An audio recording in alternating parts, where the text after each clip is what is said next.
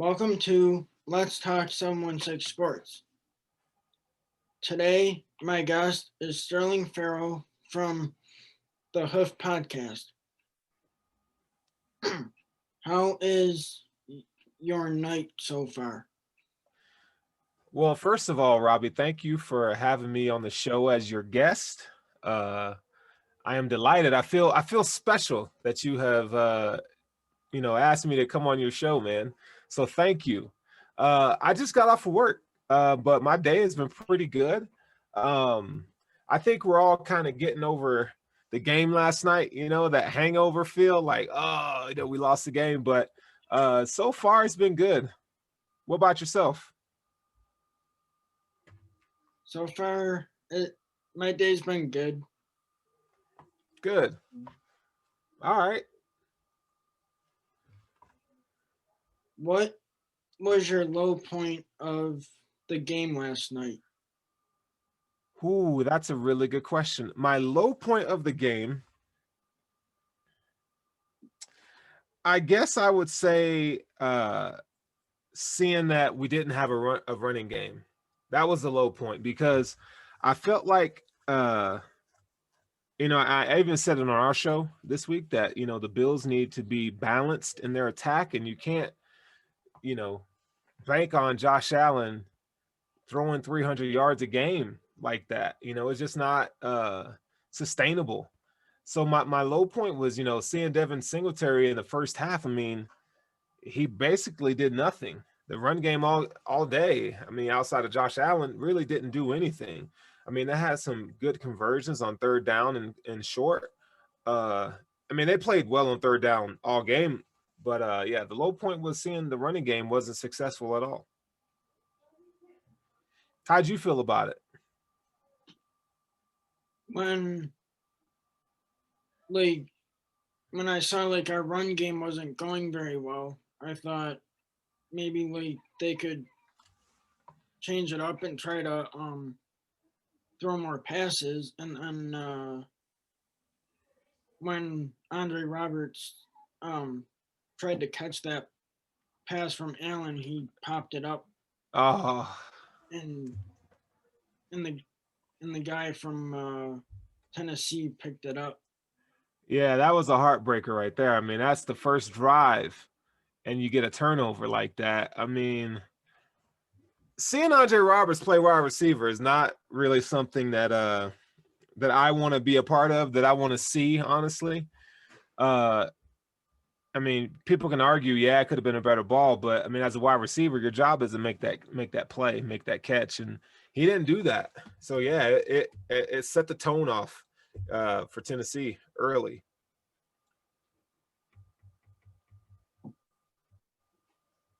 Yeah, and that one. Um, did you see the field goal from Bass?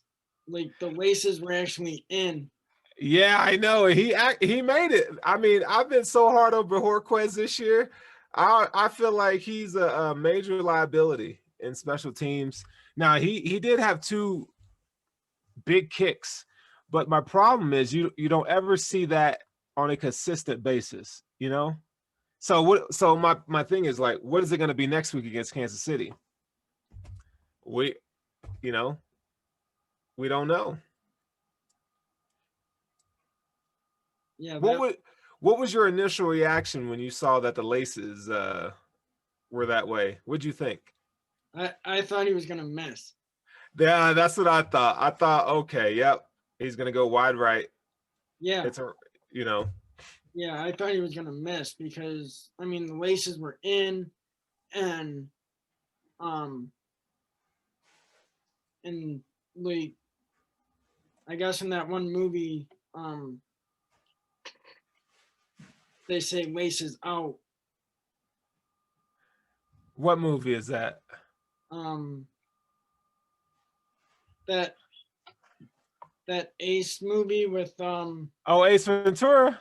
yeah, Nice reference. Yeah, Ace Ventura. Finkel and Einhorn. yeah. Einhorn is Finkel. Finkel is Einhorn. Yeah, that's a great movie for sure. and like they say laces out, and like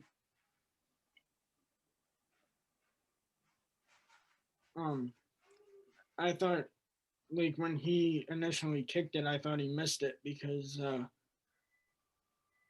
if you kick the laces, it's gonna go to the right. Yeah. But, fortunate for us, he nailed it. That's all you can ask for. But yeah, I mean, I think Bajorquez, they got to find an answer, for Holder, punter. I felt like that was one of the areas of weakness that they should have attacked this past offseason, and they didn't. So I don't know what it is they see in Bajorquez to just continually take a chance on him. But he's shown over his short career that he's not a good NFL punter. He's definitely not a good placeholder. And he, I think he had a pretty good punt yesterday. Where Yeah, he had two good punts. yeah, and then their their punter Kern, he punted one, and we started a drive in the on the 2 yard line or something. Oh, that was a killer. That was a killer. Yep. Yep. Brent Kern is a really good punter. Yeah. And then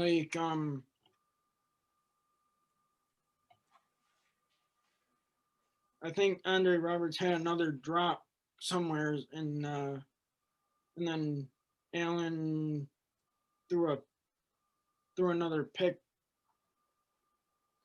Yeah. in the game. Yeah. Oh man. Well, let me ask you a question. What do you think of Josh Allen's performance overall yesterday? How do you feel about it? It I mean, like yesterday when he started, he looked like he was doing okay, but then like towards the end there, it looked like he didn't have much help in front of him. That's a great point. That's a great point. Yeah. I do you think John Brown's absence was missed? I think I think John Brown was missed out there yesterday. Yeah.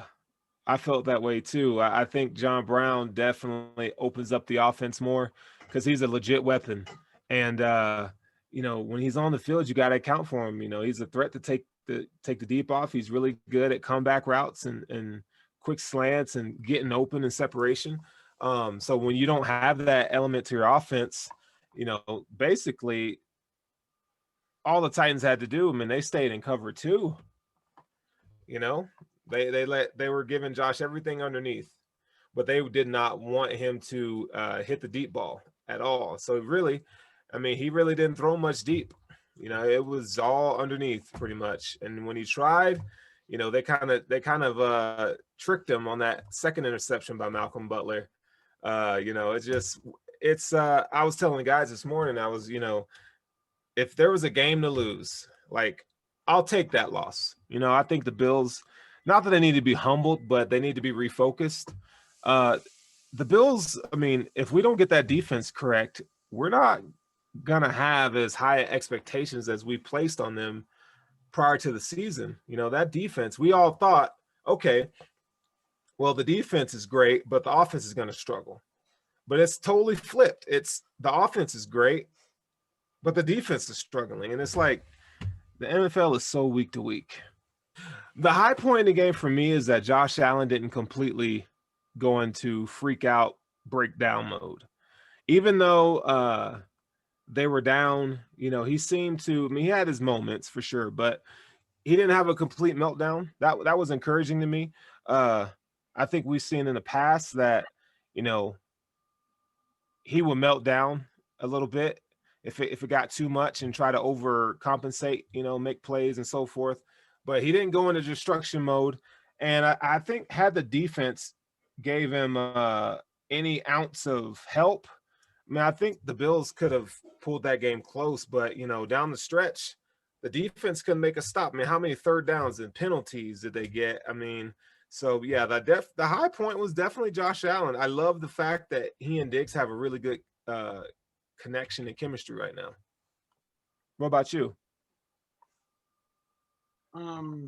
Like I think when Allen and Diggs connect, it it makes the game more exciting For for sure. like on the offensive side of the ball. Absolutely. I agree with that wholeheartedly. Gabriel Davis, I think he's a pretty good wide receiver. Oh, so you like Gabe Davis? What do you like about him the most? Like his speed. Okay, you like his speed. What do you think about that touchdown catch that he had over the middle that got called back? Because that was a great catch. I mean, he climbed the ladder, secured the ball, even though he was getting hit, and I was like, dang, that's pretty dope. Yeah, that was a good catch when he was like getting hit there Yeah, and it got called back. yeah, that was a bummer. I think we had like 10 penalties in that game. Just 10? I didn't even keep count. Too many. It's too many penalties. Too many penalties. Here's a question for you though. Did you notice late in the fourth quarter when Jerry Hughes got that he got burned on that he lost contain, he went inside on the rush instead of containing Tannehill. Tannehill rolls out for the second time and gets a big gain. I think he scored a touchdown on that play. What do you think of Jerry Hughes? Because I have my own opinion. I think it's time. It's time for Jerry to. I think he plays selfish sometimes. I think he the stupid penalties for one drive me absolutely up the wall. And the fact that Ryan Tannehill is mobile, I mean, you can get pressures all day, but if you can't sack the quarterback, I mean, what's the pressure for sometimes? So I just think that Jerry needs to like rein it in and try to stay within his element, do his 1/11th. What do you think about Jerry?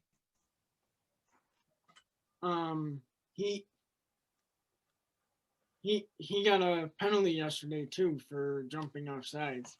Oh yeah, he did. Um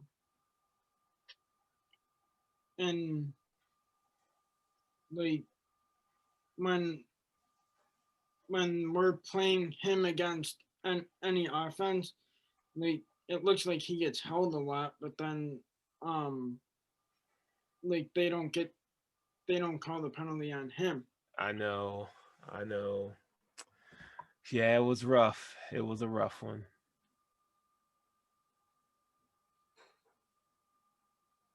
And like when uh when he jumped off sides, that gave him like free 5 yards or so. Oh, it's hard to watch, man. Robbie, my dude, it's hard to watch that. It's like the mental preparedness, it wasn't there. I mean, now I'm gonna give the Bills cut them some slack. They did, we did hear that they had two game plans, one for the Chiefs and then one for the Titans. And when you have two game plans, I think you have zero because there's so much detail when it comes to those game plans and execution that your head has to be in the right place because the game moves so fast, right? You have to know your assignment and you have to execute and you have to act on instincts and so forth. And when you got things going on in your head, who knows what the players were thinking at the time, but yeah, it was rough to watch it.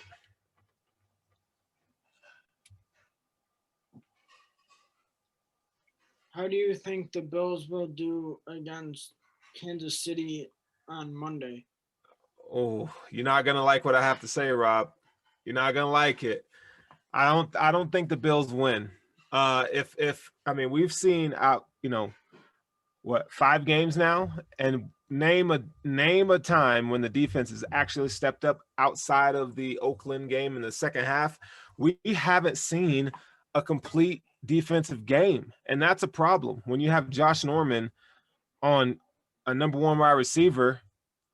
That was a problem in Washington. He's going to get smoked, and we saw that in the first quarter. They threw a 9 route to AJ Brown, and on a double move, by the way, and Norman had no answer. I mean, AJ Brown was eating him alive all day. So I look at Kansas City, and Travis Kelce. Well, Matt Milano's injured. I don't know if he's coming back or not. So Matt, this coming game, Matt Milano's injured. You got Tremaine Edmonds, who's not playing up to par. So who's going to get Travis Kelce? I mean, we saw tight ends wide open last night. And then you look at Tyreek Hill. Well, neither of the Bills' cornerbacks boast any deep speed, right? So now, are you forced to play quarters? Are you forced to play cover 2 so that they don't do anything over top? The Bills have been in this McDermott regime. They've been pretty good at limiting the big plays. But you got Levi Wallace out too, which he isn't a great athlete. I think him and Norman are comparable on the athleticism. So hopefully Trey White's back. Trey White will definitely help. So I think the Bills lose. Honestly, if you ask me, I think it's going to be like 34-20 or something like that. I don't think the Bills are going to get it done. The Chiefs are still the best in the NFL right now. What do you think? I think the Bills will do better this game than they did yesterday, because I think the Bills will probably be able to run the ball against their defense. Really? So you think the Bills will establish a run game? And I think they'll be able to pass like underneath and stuff still. Ooh. Okay. All right. And I think it'll be like 28-21 in favor of the Bills. Whoa, you're going bold, Robbie. You're going bold. You think they're going to get the W? Yeah. I think they'll win this game and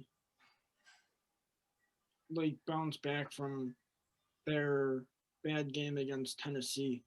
Okay. That's fair. I hope so. I really hope you're right on that. I have to keep you I'll text you during the game and see how you're feeling during it. I would love for them to come out with a W. I mean, don't get me wrong. I just have a hard time, when the Chiefs are the best team in the league right now. To me, I just think it's hard. They're going to be hard to beat, and that would mean they would have to lose two in a row. So 2 4-1 teams one of them are going to lose 2 in a row. Yikes. It's going to be interesting. I mean, fortunately for the Bills, we have a 1-game lead right now, or 2-game lead. We'll see. And last week, Kansas City, I watched their game against the Raiders, and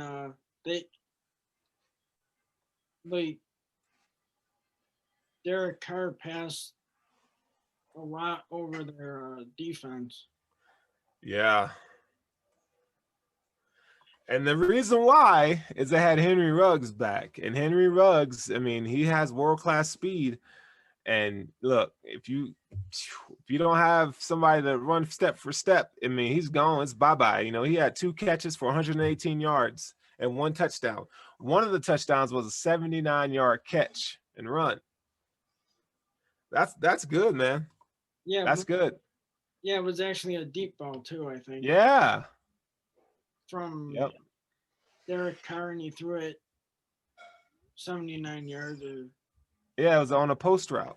Yeah, it was on a post route, and their cornerback didn't cover him. Yeah, that's true. That's true. And I think the Bills would do pretty good this week if they get Trey White back. Let's hope. Let's hope that his back issues are healing and that he's able to come back because the Bills need him big time. Big time. And they need John Brown back. Yeah, I think those guys will be back hopefully. That's what I'm, fingers crossed. That's what I'm hoping for. Yeah, and hopefully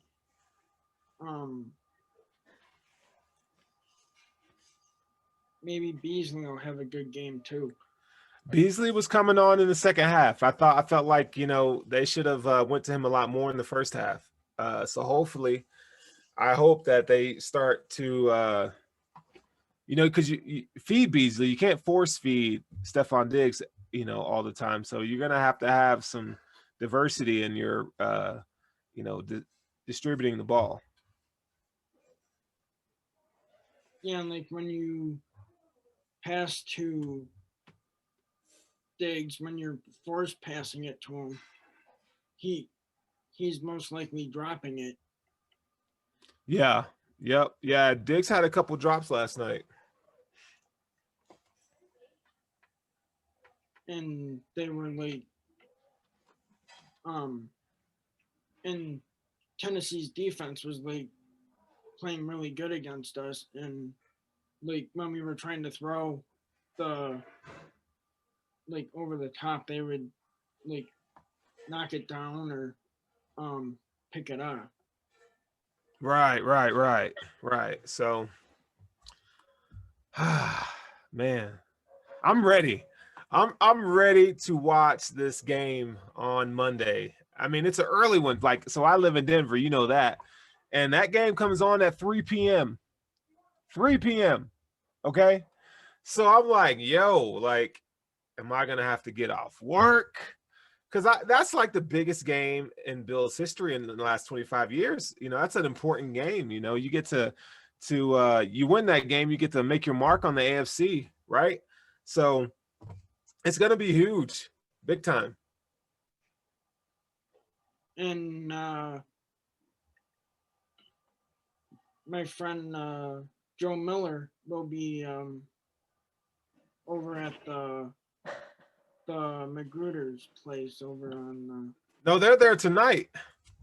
They're there, and they kick off in like 10 minutes, 7 minutes. Yeah, are you gonna go over there? Say hi.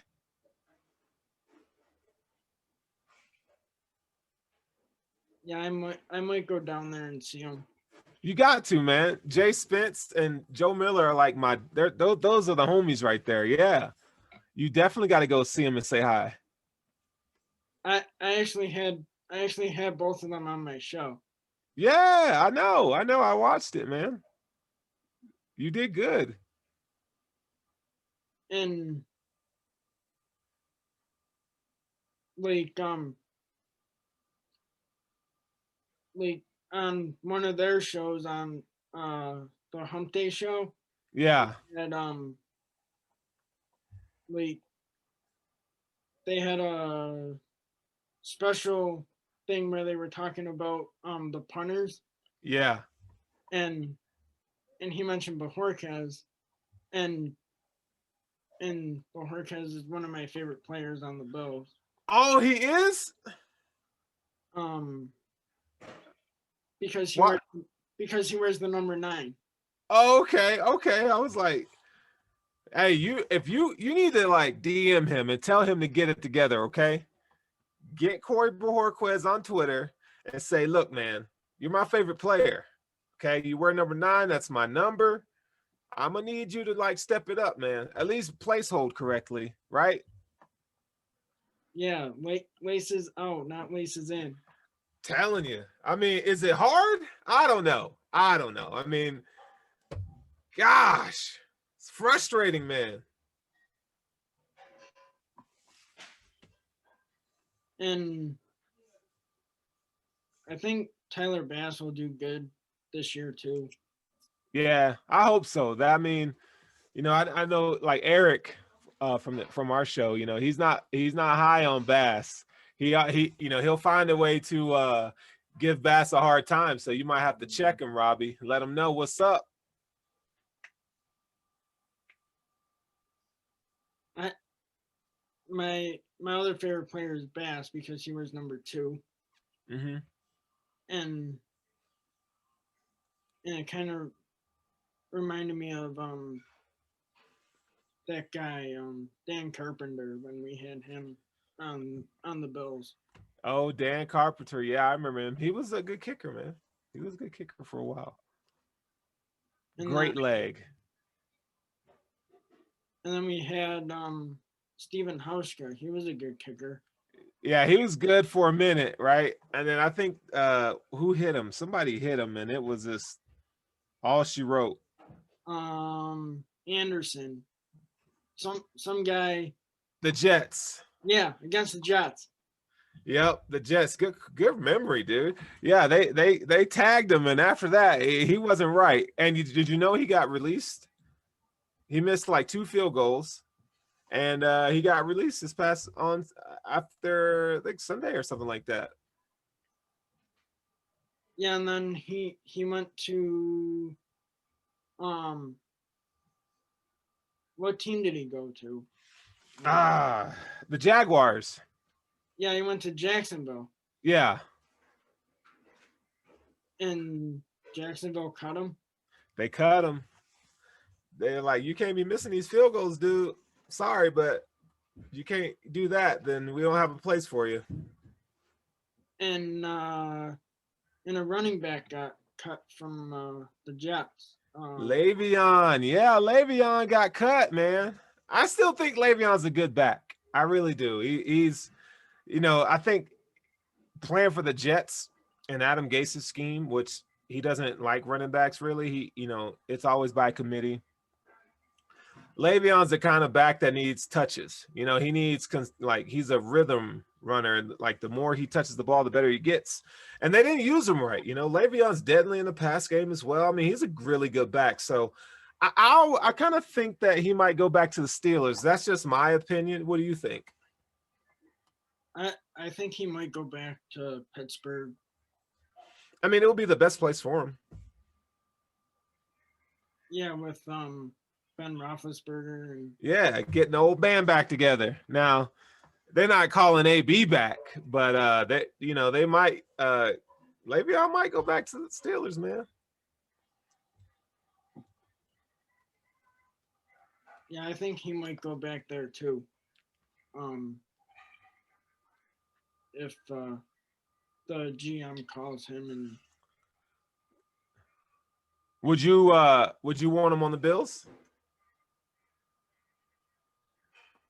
I mean, TJ Yeldon is pretty good though for a running back, and then like Singletary and Moss, and then maybe if they could get Le'Veon Bell, bring him like to be a veteran presence in the locker room and stuff. So you'd want Le'Veon Bell on the Bills? Yeah, to okay.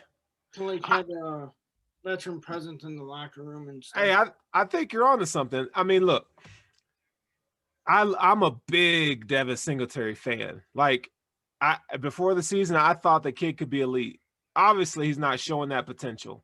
Maybe it's due to usage, or maybe it could be just he's just not that guy. But I think a playmaker such as Le'Veon Bell. Now, do I think the Bills would do it? Probably not. But to your point, I think that having a Le'Veon Bell in that backfield as another weapon for Josh Allen, I mean, you can't go wrong with that. You're getting him on a 1-year deal. I don't know what his cap or his salary number, how much it would cost to get him, but it would be pretty cool.